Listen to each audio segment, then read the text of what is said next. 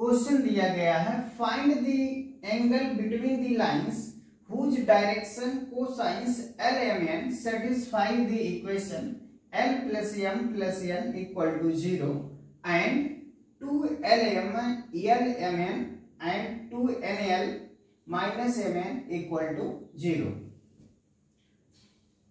हमें angle find out करना है दो लाइन के बीच का।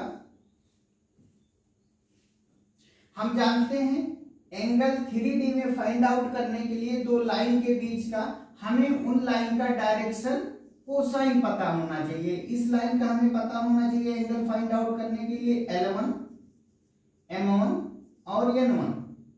इस लाइन का डायरेक्शन कोसाइन पता होना चाहिए L2, M2, N2। अगर इन दोनों लाइन का हमें डायरेक्शन कोसाइन पता हो तो हम थीटा को फाइंड आउट कर सकते हैं। क्या फार्मूला होता है? cos थीटा इक्वल टू होता है L1 into L2 plus M1 into M2 plus N1 into N2।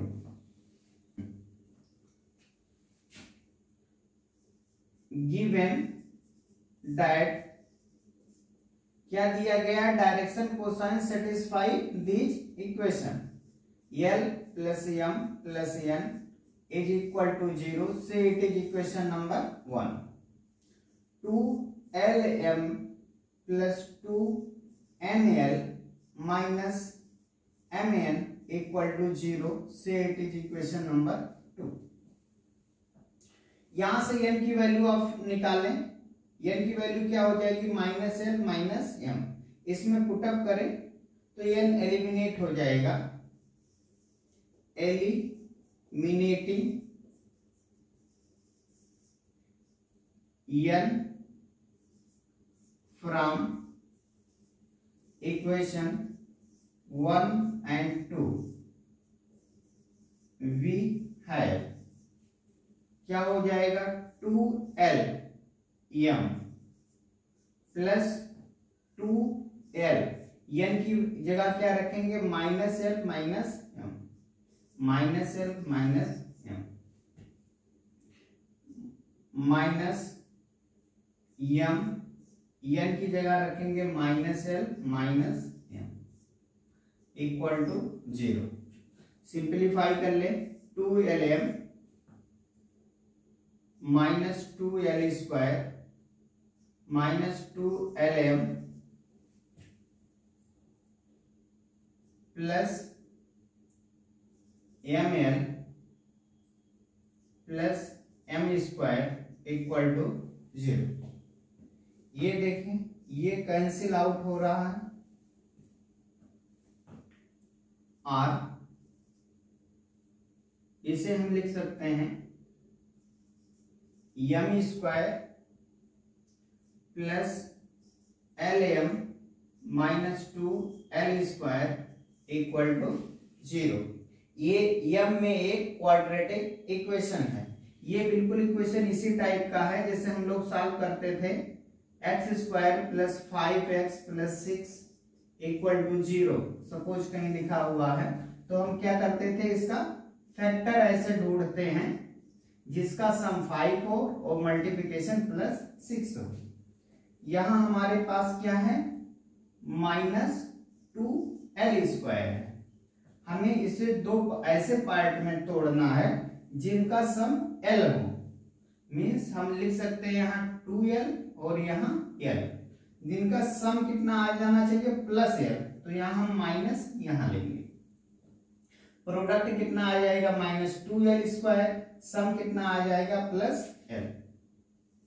और M स्क्वायर इसे हम लिख सकते हैं plus 2L M minus LM minus 2L square equal to 0। और यहां से m को कॉमन ले लें। m कॉमन होगा m प्लस 2L। यहां से l को कॉमन ले लें माइनस l को m plus 2L equal to 0।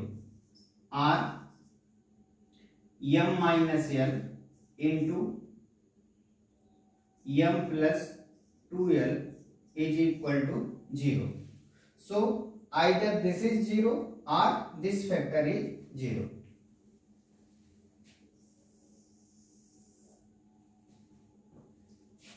If m minus l equal to 0, then l equal to m. l equal to m from equation 1. From equation 1 क्या मिलेगा, l और m equal है, हमारे पास हो जाएगा 2l plus n equal to 0.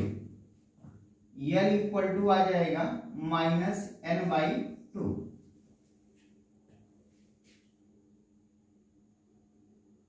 यहां से हम लिख सकते हैं l by 1 equal to m by 1. l equal to m है, लिख सकते हैं. l इक्वल इसके भी है n बाई माइनस 2. इन दो रिलेशन से हम इसे लिख सकते हैं. यहां l अपान 1 लिखा है, m अपान 1 लिखा है, n अपान माइनस 2 लिखा है. तो 1 1 माइनस 2 ये एक लाइन का क्या है, डायरेक्शन रेशियो है. इसे हम डायरेक्शन कोसाइन के फॉर्म में लिखने के लिए, अगर ये फ्रैक्शन आपस में इक्वल है तो ये सारे फ्रैक्शन इक्वल होंगे under root l square plus m square plus n square upon under root 1 square plus 1 square plus minus 2 का स्क्वायर. ये एलिमेंट क्या है, डायरेक्शन कोसाइन है. एलिमेंट क्या है, डायरेक्शन कोसाइन है. तो इसकी वैल्यू कितनी आ जाएगी, 1. ये हो जाएगा 1 by root 1 2 4 6. 1 by root 6. This implies that यहां से l को इससे इक्वल हो, l बाई 1 इसके इक्वल है, तो l इक्वल टू आ जाएगा 1 बाई रूट 6. m बाई 1 भी इसके इक्वल है, तो m इक्वल टू आ जाएगा 1 by root 6. n by minus 2 इसके इक्वल है. ये और ये फ्रैक्शन जब कंसीडर करेंगे तो n की वैल्यू मिलेगी minus 2 by root 6.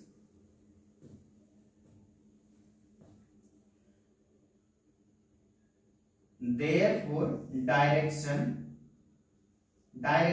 cosines of one line is given by L1. Suppose first line का डायरेक्शन कोसाइन क्या है, L1 equal to 1 by root 6, M1 equal to 1 by root 6, n1 equal to minus 2 by root 6.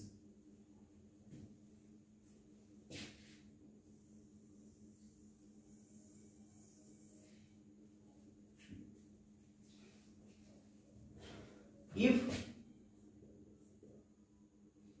m plus 2l equal to 0, यहां से इस factor को जब हमने 0 किया तो हमें एक लाइन का डायरेक्शन कोसाइन मिल गया. अब इस वाले फैक्टर को 0 करेंगे तो हमें दूसरे लाइन का डायरेक्शन कोसाइन मिल जाएगा. If this equal to 0 then l equal to minus m by 2. From equation 1 क्या है, l plus m, l plus m plus n equal to 0. हमें वैल्यू पुटअप करना है. यहां से l प्लस m की वैल्यू आ जाएगी माइनस 2l, m की वैल्यू माइनस 2l है, प्लस n इक्वल टू 0. तो ये कितना आ जाएगा, minus l plus n equal to 0. This implies that l is equal to m. इन दोनों रिलेशन से हम लिख सकते हैं L, so L by 1 equal to, ये यल इक्वल टू एन है तो यल बाई 1 इक्वल टू होगा एन बाई 1 के, और ये L equal to minus M by 2 के, तो ये इक्वल टू हो जाएगा एम बाई माइनस 2 के। दूसरे लाइन का जो डायरेक्शन रेशियो है वो कितना है 1 - 2 और 1। यहां से आप डायरेक्शन कोसाइन भी निकाल सकते हैं। ये ईच फ्रैक्शन किसके इक्वल होगा, under root l square plus m square plus n square upon under root 1 square plus -2 का square plus 1 square. This is equal to, ये वैल्यू 11 क्या है, डायरेक्शन कोसाइन है, तो ये वैल्यू 1 हो जाएगी, 1 अपॉन रूट 6।